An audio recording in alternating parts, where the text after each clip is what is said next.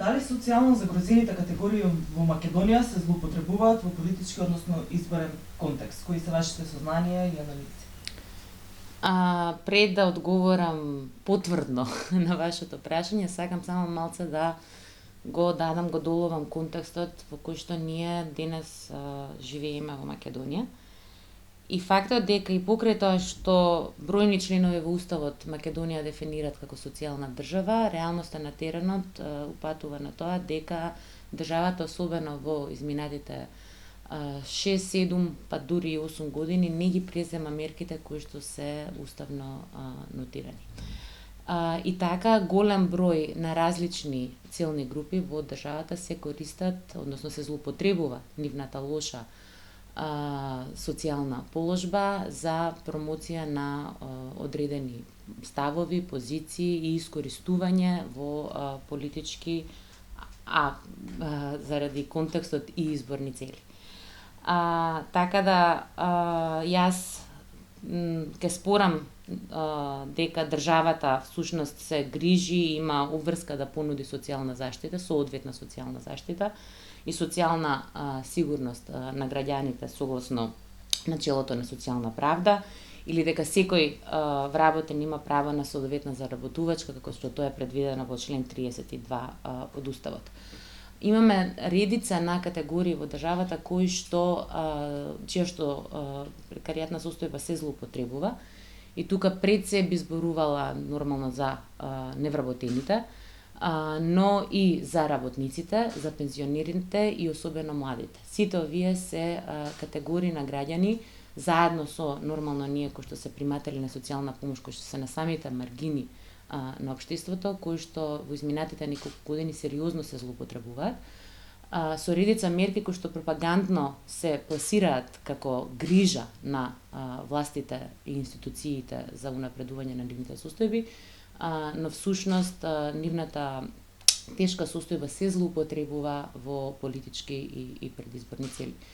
И сега тука можеме да зборуваме за редица мерки, од бањите и бесплатното возење за пензионерите, до експлоатацијата на работниците, до нивелирањето, да кажам, на примателите, на сумите кои што примателите на социјалната помош ги добиваат, до фактот дека младите беа елегантно, да кажем, избришани од листите и од бројката на невработени, само за да вештачки се намали бројката на невработени во Македонија. Битно е да се истакне дека сите овие категории на граѓани не ја уживаат заштитата која што им е гарантирана со Уставот. Например, кога зборуваме за пензионерите, дека пензионерите не може да се третираат како социјална категорија, тие се економска категорија, тие се луѓе кои што заработувале цел живот и имаат одредени права кои што треба да ги уживаат, додека оваа држава ги третира како социјална категорија и секогаш пред избори добиваат никакви зголемувања, иако тоа е само онака фабричко и смислено пропагандно, да кажам, манипулирање. И, например, неодамна, добивме информација дека Агенцијата за вработување на Република Македонија ги злоупотребува оние кои што се на листата на невработени, знаете како тие треба да се пријавуваат, и ги вика, нели, на тренинг, каде што имаме сериозни информации дека на тие тренинзи и обуки кои што они треба да ги посетуваат за да го одржат својот статус на невработени утре, да можат да влезат на листите на кои што им се нудат на работодавците. Всушност на тие обуки и тренинзи они добиваат како некаков информации за тоа што нуди изборната програма на владеачката партија. Така да тоа е повторно манипулација со социјални категории, луѓе кои што се социјално загрозени во предизборни цели. Кои ветувања за социјална правда се реално остварливи, а кои ветувања представуваат своевидна политичка корупција, односно поигрување со очекувањата на гласачите? Видете, после 10 години власт на ВМРО ДПМНЕ, јас мислам дека они практично веќе немаат кредибилитет било што да ветуваат за оваа категорија на граѓани. Бројките велат дека околу 180.000 граѓани во Македонија живеат под 14 денари на ден.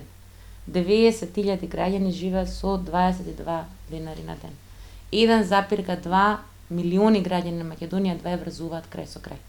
Сите истражувања на јавното мислење велат дека најгорлив проблем за граѓаните во Република Македонија веќе не е ни толку невработеноста, колку што е квалитетот, односно стандардот на живот. Факт е дека дури и оние кои што работат во Македонија живеат лошо. И тоа е се производ на 10 години на лоши економски политики. И треба да се биде доблесен и да се признае дека економскиот модел на рамни даноци, на издашни додатоци за странски инвеститори, на разноразни манипулации со одредени категории на граѓани не ворадуваат со плод.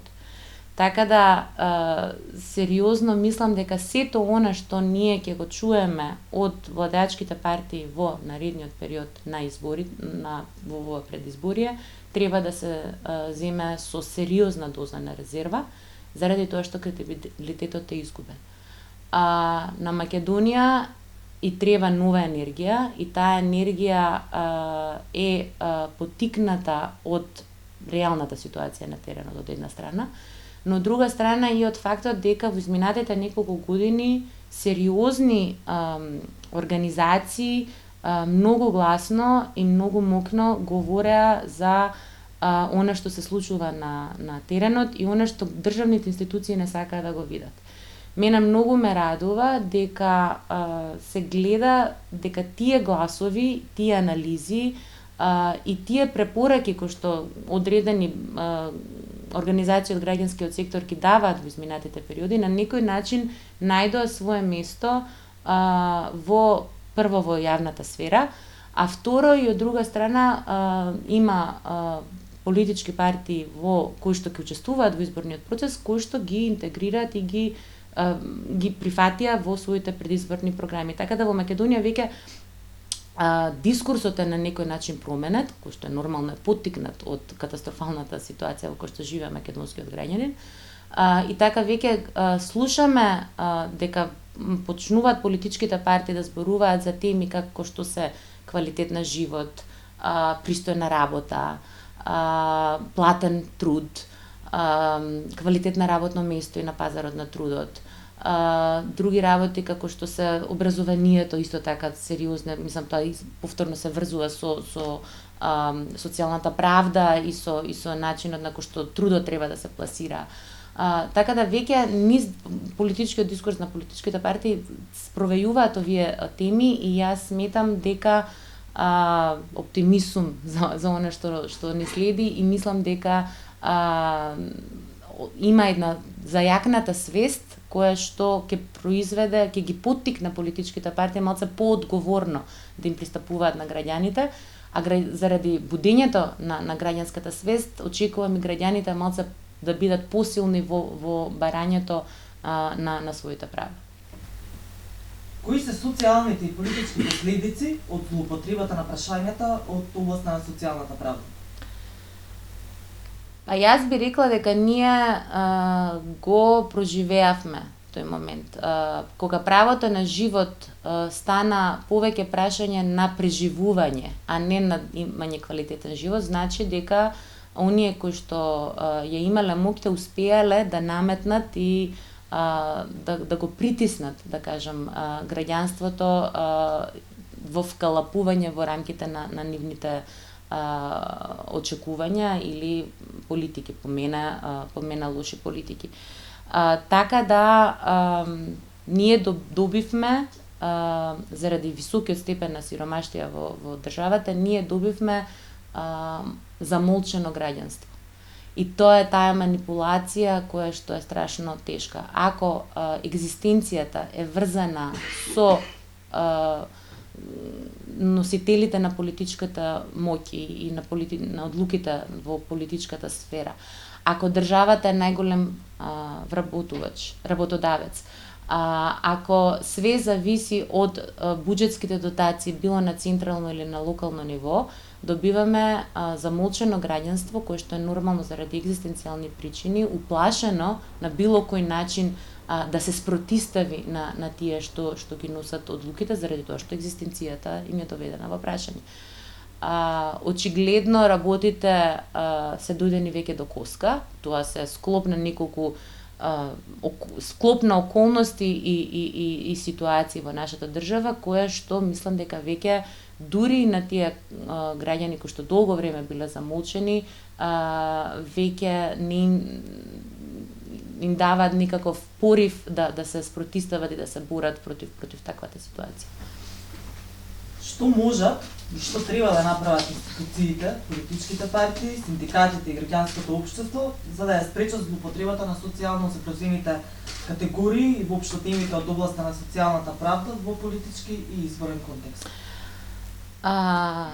Прво и основно сметам дека само организирани и здружени граѓани, синдикати, интересни групи може да бидат тригер за промени и за ставање на крај на оваа злоупотреба на социјално загрозените граѓани. Силни синдикати кои што ќе ги штитат работничките права, силни граѓански организации или неформални групи на граѓани кои што ќе бидат гласот на оние кои што се маргинализирани и ќе вршат постојан притисок на донесувачите на одлуки, можат да сериозно да ги померат работите. Дополнително, корупцијата, треба да бидеме свесни дека корупцијата и сиромаштијата одат рака под рака и граѓаните мора да се охрабрат да почнат да ги пријавуваат злоупотребите и корупцијата кои што се случуваат било на национално или на локално ниво. Ние во Скопје сме малце, како да кажам, живееме во под никакво стаклено звоно. Мислам, сваќаме колку се сериозни работите, но ни одмалку го немаме тоа почувствувано на сопствена кожа како на начинот и до степенот на кој што тоа се случува во помалите градови, каде што механизмите за контрола и за злоупотреба на социјално загрозените граѓани се многу појаки. Така да сметам дека треба таа приказка малце да се децентрализира за да се допре во секоја најмала клетка и пора на македонското општество. И дека мораме да ја градиме и јакнеме свеста за социјалната цена на корупцијата, заради тоа што борбата против корупцијата уствари значи и борба за избавување, излекување од бездната на овие социјално загрозени граѓани.